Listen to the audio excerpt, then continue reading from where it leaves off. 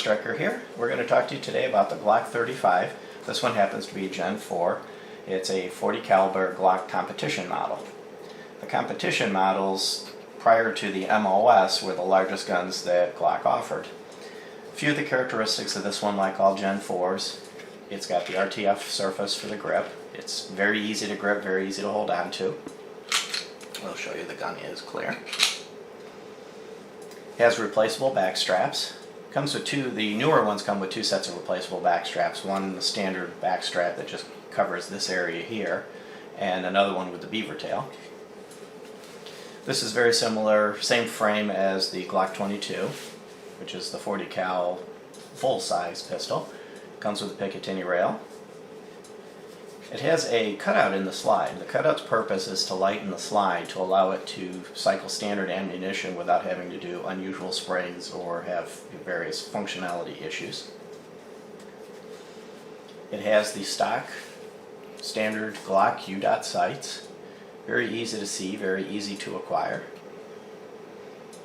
Comes from the factory with a 15 round magazine. It actually comes with 3 of them.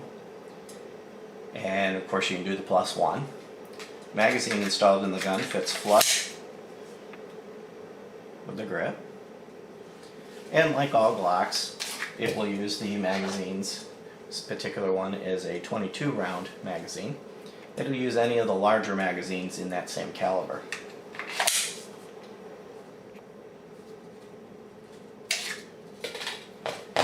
One unique thing about the competition series, they do come from Glock with the factory minus connector, which is called the 3.5 pound connector. Now it tends to be called the 4.5 pound connector. With that connector installed, you get approximately a 4.5 pound trigger. A little bit of polishing, see the 25-cent trigger job, a little bit of polishing, and you get a very smooth trigger. So let me show you the characteristics of the trigger. Again, we'll show clear. A little bit of take up, crisp break, reset, break. The reset's very audible, and you can actually feel it in the trigger, making it very nice for competition, very easy to line up, double tap, triple tap, and your follow-up shots. A few of the physical characteristics of this gun: it has a 5.31 inch barrel. It's 24.69 ounces unloaded. Oops. Try to scale on.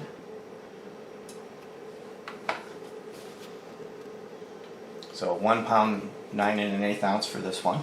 If you add an unloaded magazine, you end up with 1 pound 11 ounces and 3/4. Of course, you're not going to carry this with an unloaded magazine. It's not that very useful. So I do have a loaded magazine. With a loaded magazine, it comes in 2 pounds 4.5 ounces, and if you do the +1, you end up with 2 pounds 5 1/8 ounces. This is Federal HST 180 grain, just for reference. So let's get this ammo away from us, because there's been ammo. Show that it is still clear. It's 8.7 inches long from end to end, 5.4 inches tall, and it's about 1 1/8 thick. This is the standard dimensions as far as thickness and grip height as a Glock 22, Glock 17, the larger full-size Glocks. And just for an example, here is a Glock 17. We'll put them next to each other, and you'll see that the grip height is almost identical. Actually, it is identical. And when you look at the slides, you see that the frame length is identical. The only difference is that extra little bit of slide length is the only difference. As far as thickness, they're the same. Show you the internal components of this. You start.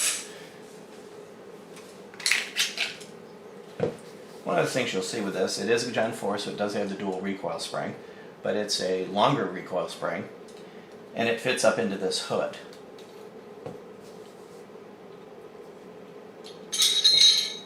There's the barrel. And the slide components. It does have the standard safeties that all Glocks have. There's your striker block. Basically, it's just an extended slide. It's all the same mechanics of all the other Glocks that you've grown accustomed to. Put it back together.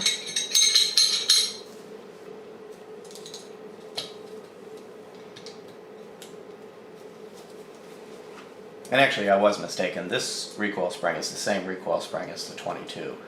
Unlike some other competition models that use a different spring, it's the same spring. There's a seat that it fits up against right here. There's a little lip. So you have the slide extension, but it uses the same spring.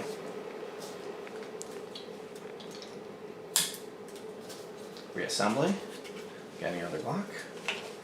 Line up the guys. Pull it back together. And it is ready to go. A couple holster options are available for this. There's the IWI, used to be ITAC. These are very popular outside the waistband, competition style holsters. Pull to release.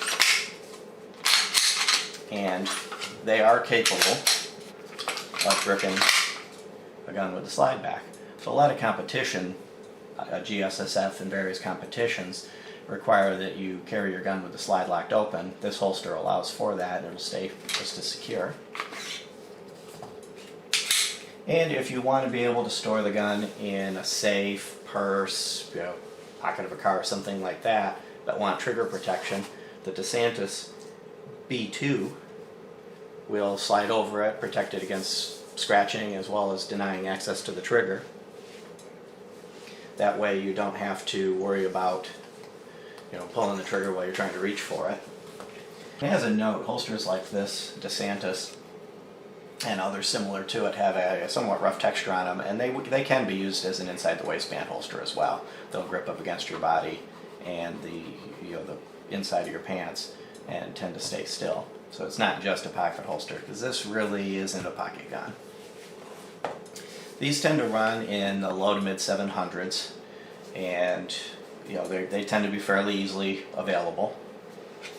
Overall, it's a very nice gun to shoot. It's very easy to control. Recoil is manageable, and muzzle flip is somewhat minimized by the additional length and slide weight. The sights, the longer sight radius, does make it easier to get accurate sighting. Overall, it's a very fun gun to shoot, very easy to live with, and a great choice if you're looking for a combination range, home defense, and competition gun. Thank you. If you like our videos, please give us a thumbs up, subscribe, share, and stay tuned for some more range footage. Thank you.